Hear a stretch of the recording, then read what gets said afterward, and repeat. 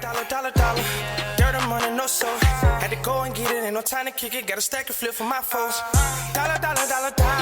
Please tell me you can hear me. Don't turn your back and don't neglect me. Just let me know if you need me. Dollar. Let me watch out for my partners. Keep my money long, get my team strong. Let me run away from my problems. Yo, what's good, original crew? It's your boy DJ New Kid, your girl Sierra Nicole. We're back on the channel with another Kid and C original. Welcome back to the channel, man. Hey, today we got 10 Strangest Deathbed Confessions. We done did a couple deathbed confessions. I saw somebody comment, right, and they was like, old people be, they believe these old people be lying when they be doing these deathbed confessions. Mm-hmm. I wanted to comment back, but I'm gonna go ahead verbally comment back in a video. But when it comes down to deathbed confessions, especially older people, it's not that they be lying. Mm-hmm. They really be trying to clear their conscience, because they know their last days are coming soon. So it don't be they senile or be trying to make you believe some stuff. It really they be clearing their conscience because they don't want to die with that on their heart. Mm-hmm. So they want to let someone know what the evils that they might have done. Yeah. So with that being said, before we get into the strangest one, make sure you check out the links in the description box down below. You already know where to go if you want to further support. Just always check down below. Also, salute to the comment of the day. Salute to you. We highly appreciate all our comments. As you can see, we check them out. So y'all make sure y'all get down and busy down there. I like that. But with that being said, also leave a like on today's video. But it's 10 Strangest Deathbed Confessions. Let us know if y'all ever experienced a death. Disrespectful. Let us know if y'all experienced any deathbed confessions. And might be some juicy ones, man. I want to know. 10 Strangest Deathbed Confessions. Number 10, Wrong Man. Norwegian Fritz Moen didn't have the best lot in life. He was deaf, partially paralysed, and had a severe speech impediment. And on top of all that, in 1978, he was arrested for the murder of 20-year-old Torrin Finstad. Despite no physical or forensic evidence, Moen was found guilty and sentenced to 20 years. While he was incarcerated, he was also interrogated 7 times about the death of another 20-year-old, Sigrid Hickheim. Because of his deafness and speech impediment, Moen needed an interpreter to effectively communicate during these interrogations. But suspiciously, in the one interview with no interpreter present, he confessed to the second murder. As a result, in 1981, he had 5 years added to his sentence. He served 18 before he was released under supervision in 1996. In 2004, the reasonable doubt that should have acquitted him 23 years earlier officially cleared him of the second death. But it wasn't until the following year he was cleared of the first, when convict Tor Hebso confessed to nurses that he'd killed 2 women named Hegheim and Finstad. He died the very next day, and the nurse's testimony exonerated Moen. Tragically though, Moen had died earlier that year and never saw the conclusion of Norway's worst ever miscarriage of justice. See? Man, see. That's the stuff. Y'all picked on the wrong person that time. Bruh. He was deaf. Like, he already had, like, you know what I'm saying? Yeah, like. Life was already, come on now. And then the only time he didn't have an interpreter, he confessed. Right. Come on. Number 9, Nessie. In 1934, Dr. Robert Kenneth Wilson brought a photograph to the Daily Mail that appeared to depict the infamous Loch Ness Monster. The gynecologist didn't want his name associated with the now famous photograph, which, looking back, should have really been the first red flag. Known as the surgeon's photograph, the image has been the linchpin in most conspiracy theories to this day, despite the fact it's been outed as fake since 1994. The actual story starts with the ridiculously named big game hunter Marmaduke Weatherall, hired by the Daily Mail to search for Nessie in the early 1930s. Weatherall found huge tracks in Loch Ness and excitedly reported them back to the press, but the Natural History Museum ruled them a hoax. Now, as it would, this hurt Marmaduke's pride to the point he sought revenge. He hired his model maker stepson, Christian Sperling, to design a fake creature, and Wilson as the reputable source to photograph it, so the Daily Mail would know the shame of being tricked by a fake. But strangely, instead of outing his former employee's mistake, Weatherall took the secret to his grave. It wasn't until his 93-year-old stepson Sperling was on his deathbed that he revealed the hoax. Number 8. Premature Confession. In 2006, James Washington was 3 years into a 15-year prison sentence for second-degree murder, as you do, when he suffered a heart attack and was rushed to hospital. Here, close to death, he unburdened himself to prison guard James Tomlinson about another murder.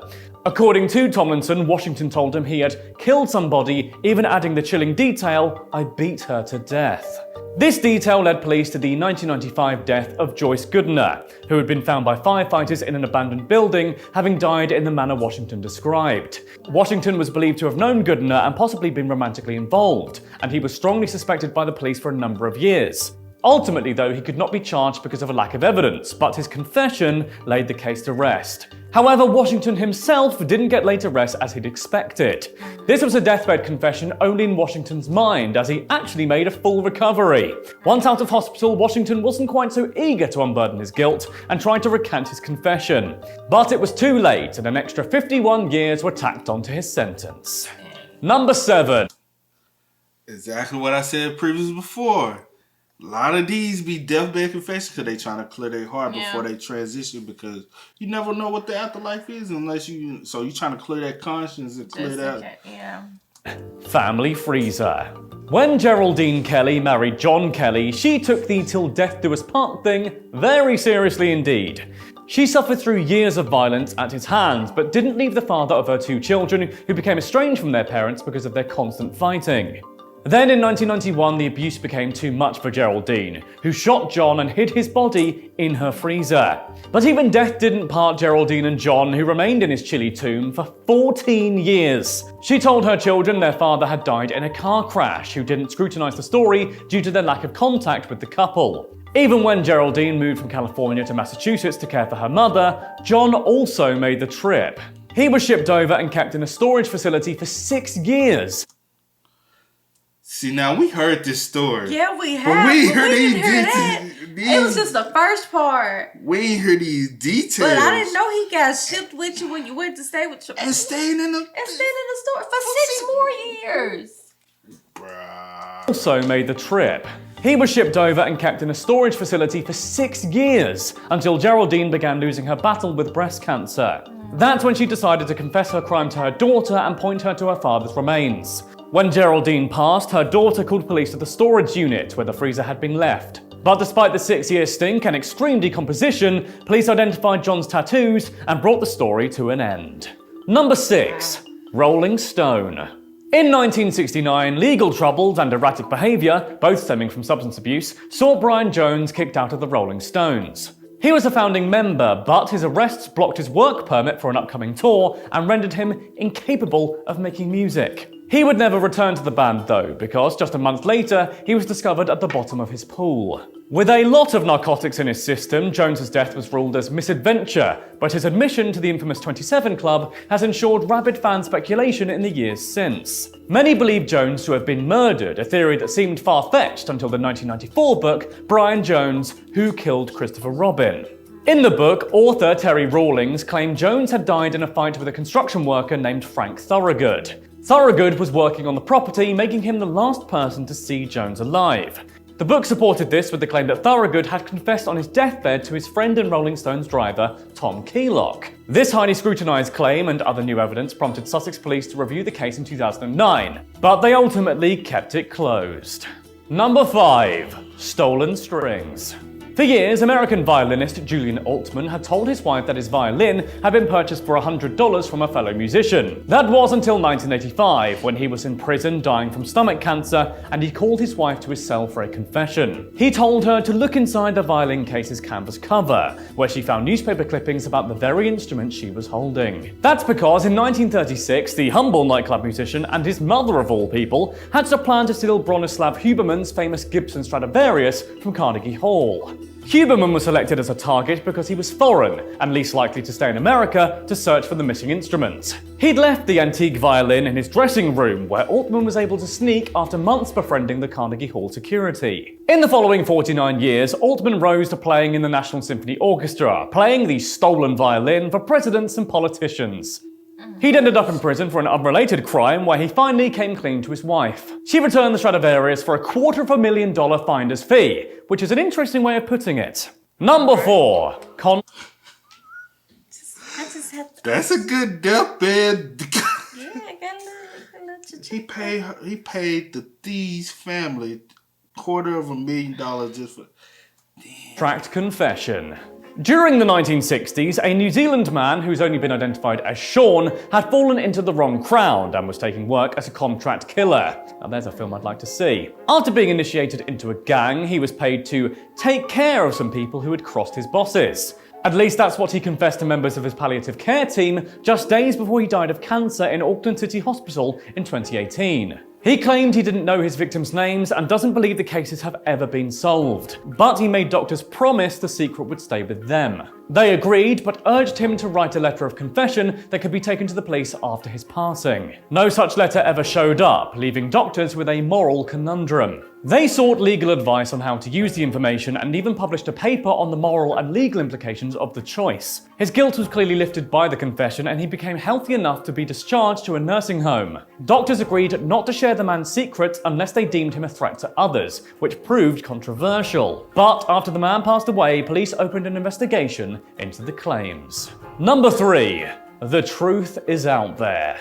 On July 2nd, 1947, perhaps the world's most famous conspiracy was born, when an unidentified object crashed into the desert near a military base in Roswell, New Mexico. You know the one I mean. A military press release referred to the object as a flying disc, and the world went wild, until the description was hastily updated to call it a weather balloon. This description quelled the majority of alien conspiracies, but die-hard ufologists have always speculated as to what exactly crashed into Roswell in 1947. This has been fueled by various military officials who have come out to claim that what was recovered was actually an alien aircraft. But it was all largely written off until 2005, with the death of Lieutenant Walter Haut. On his deathbed at the age of 83, Haut revealed a sworn affidavit to be opened and made public domain only after his death. The document made sensational claims that the weather balloon had been a cover-up for not just a small craft, but the small humanoid bodies he saw within. As the base's public relations officer, Haut had drafted both original press releases, and the revelation lent serious clout to claims of alien contact.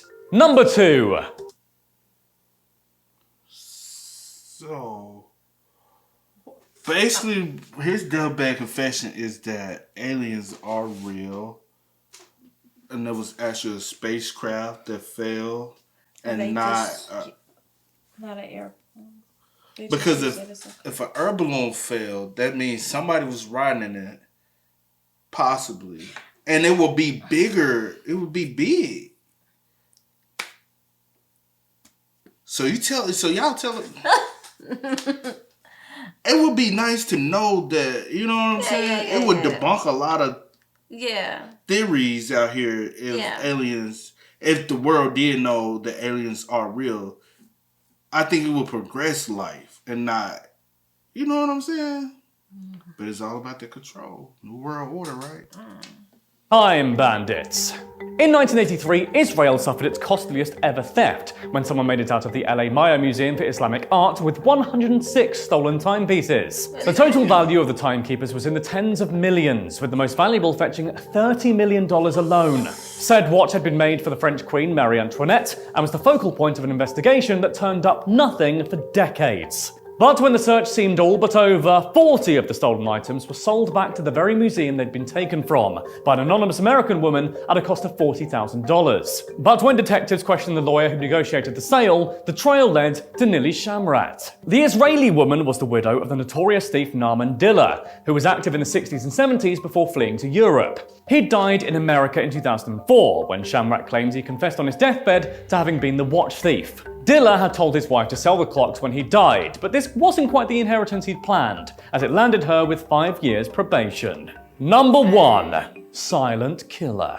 In 1922, the death of William Desmond Taylor became one of Hollywood's biggest and most enduring mysteries. Taylor had been shot in the back at a time when he was one of Tinseltown's most famous actor-directors, but the gun and the killer were nowhere to be found. The list of suspects that followed boasted jealous lovers, drug dealers, pushy stage mums, and a gay opium cult. Sounds like a Netflix original waiting to happen. In fact, many have cited the outlandish speculations around this and other Hollywood crimes of the time as the inspiration for Hollywood's strict censorship policies of the 1930s. But one person completely absent from the peculiar suspect lineup was actress Margaret Gibson. At least until 1964, when the silent movie star suffered a heart attack in her home. A recently born-again Roman Catholic, Gibson asked her neighbours to call a priest, but when none were located, she confessed to them instead that she had shot Taylor. The two were four-time co-stars, and Gibson had been in LA at the time of the murder, but she died before she could offer further proof or elaborate on her motive. Despite this, Taylor's murder remains a cold case today. So that was 10 of the strangest... It shouldn't be though, because she technically confessed. But they didn't have much information. It was just kind of like, I did this. If she did it. If she confessed like that, she did it. Yeah, I know. I know what you're saying, baby. But I'm saying, like, for, I guess, legal type action, they would have needed more than just You her tell me you confessing killed to, him. like... I got you. You killed him. We're going to write it down. Well, You we need did it. details. We need to know how so that we can make sure. Because you could have just been saying... They knew the details because he shot him. But she didn't say she shot him. She just said, I killed him. Yes, she did. She said, I shot him. Did she say that? Yeah. I'm done. Man, y'all split us up in the cup. But the one before that that's kind of jacked up though. She had to do 5 years probation. Oh yeah. But why? I wouldn't even sold that for $40,000. That joint worth It worth millions. One of them worth 30. Man, send me a timepiece. But with that being said, as always, y'all know how it go, man. I do go by the name DJ Nikki. This is Sierra Nicole. We are? Kid and C. Yeah, y'all. Ain't no time to kick it, got a stack of flip for my foes. Dollar, dollar, dollar, dollar. Please tell me you can hear me. Don't turn your back and don't neglect me. Just let me know if you need me. Dollar, dollar, dollar, dollar. Let me watch out for my